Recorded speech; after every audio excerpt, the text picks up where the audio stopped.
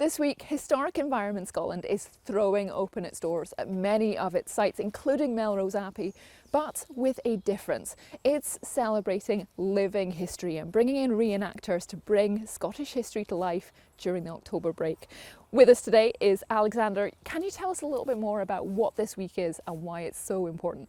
So this week for the autumn holidays, we have the Big Living History Week. So it's a chance for not just the Melrose, but sites all across Scotland to get historical reenactors to come to the site, and some of them will embody people who would have lived here or worked here. Others are historical figures like Robert the Bruce to kind of give a bit more context and story behind the ruins you see.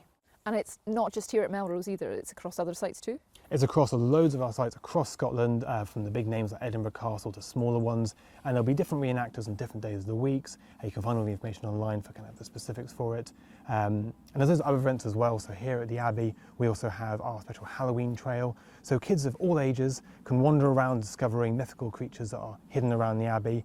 We also have the tale of the undead priest that people can follow as well. And one of those other sites includes Carlaverock Castle in Dumfries.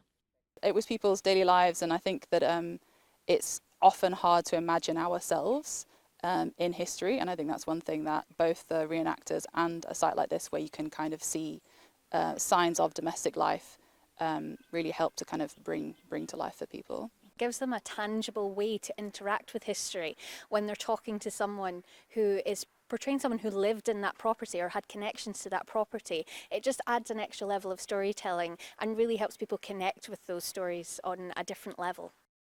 And part of the draw for here in Melrose Abbey this week is the chance to learn a little bit about medieval medicine.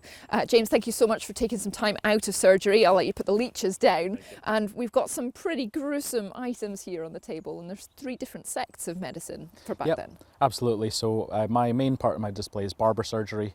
So barber surgeons were the kind of frontline workers of your healthcare system in the medieval era. So especially for poorer people who couldn't afford the university trained fancy doctors. So they would have barber surgeons where you could get your hair cut, your teeth pulled and legs amputated all under one roof. There's some pretty nasty looking tools here. I mean, does it put people off to come along and learn, or is it people are actually really interested in the gruesome aspects of our history? A bit of both really. So sometimes I do get people kind of look at the table and then go, yep, that's not for me. But other times people get really involved, and it's just fascinating. In particular, little girls tend to like the blood and the gore, and especially the bits about amputation, and when I can describe how they would have amputated limbs, they're all over that.